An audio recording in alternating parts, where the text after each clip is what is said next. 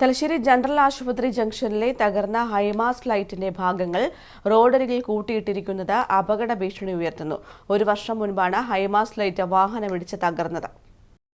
ഒരു വർഷത്തിലേറെയായി തലശ്ശേരി പഴയ ബസ് സ്റ്റാൻഡിനും ജനറൽ ആശുപത്രി ജംഗ്ഷനും ഇടയിലുള്ള ഹൈമാസ്റ്റ് ലൈറ്റ് വാഹനമിടിച്ച് തകർന്നിട്ട്. ലൈറ്റിന്റെ ബാറ്ററി മാറ്റിയെങ്കിലും വലിയ തൂണും മറ്റു ഭാഗങ്ങളുമെല്ലാം റോഡരികിലും പാർക്കിംഗ് ഏരിയയ്ക്കും സമീപത്തായി കൂട്ടിയിട്ടിരിക്കുകയാണ്. സ്ഥലപരിമിതിയാൽ വീർപ്പുമുട്ടുന്ന തലശ്ശേരി പഴയ ബസ് സ്റ്റാൻഡ് പരിസരത്തു നിന്നും ഇത് മാറ്റണമെന്ന് നിരവധി തവണ ബന്ധപ്പെട്ട അധികൃതരോട് ആവശ്യപ്പെട്ടെങ്കിലും യാതൊരു നടപടിയും ഉണ്ടായിട്ടില്ല. നിരവധി വിദ്യാർത്ഥികളും ആശുപത്രിയിലേക്കും ഉൾപ്പെടെ പോകുന്ന രോഗികളും ഇതിന് സമീപത്തുകൂടിയാണ് കടന്നു പോകുന്നത്. കാൽനട യാത്രക്കാർക്കും ഇത് ഏറെ ബുദ്ധിമുട്ട് സൃഷ്ടിക്കുന്നതായി പറയുന്നു. ഈ ഹൈമാസ്റ്റ് ലൈറ്റിൻ്റെ സൈഡിലാണ് ഇപ്പോൾ ഈ കമ്പികളും മണ്ണും ഒരുപാട് സാധനങ്ങൾ ഇട്ടുകൊണ്ട് മര്യാദയ്ക്ക് പോകാനുള്ള ഒരു വഴി ഞങ്ങൾക്കില്ല.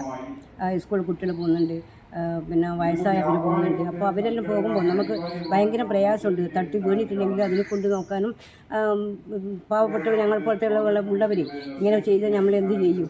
അതുകൊണ്ട് എത്രയും വേഗം അതൊന്ന് അവിടെ നിന്ന് മാറ്റിയിട്ടുണ്ടെങ്കിൽ വളരെ ഉപകാരമായിരുന്നു. നഗരത്തിന്റെ മറ്റ് പല ഭാഗങ്ങളിലും തകർന്നു വീണതും കേടായതുമായ ഹൈമാസ്റ്റ് ലൈറ്റിന്റെ ഭാഗങ്ങളെല്ലാം തന്നെ റോഡരികിൽ കൂട്ടിയിട്ടിരിക്കുന്ന നിലയാണ്. ഇവിടങ്ങളിലാകട്ടെ പുതിയ ലൈറ്റുകൾ സ്ഥാപിച്ചിട്ടുമില്ല.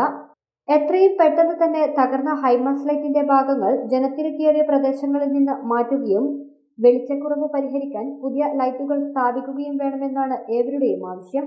News bureau, Thalassery.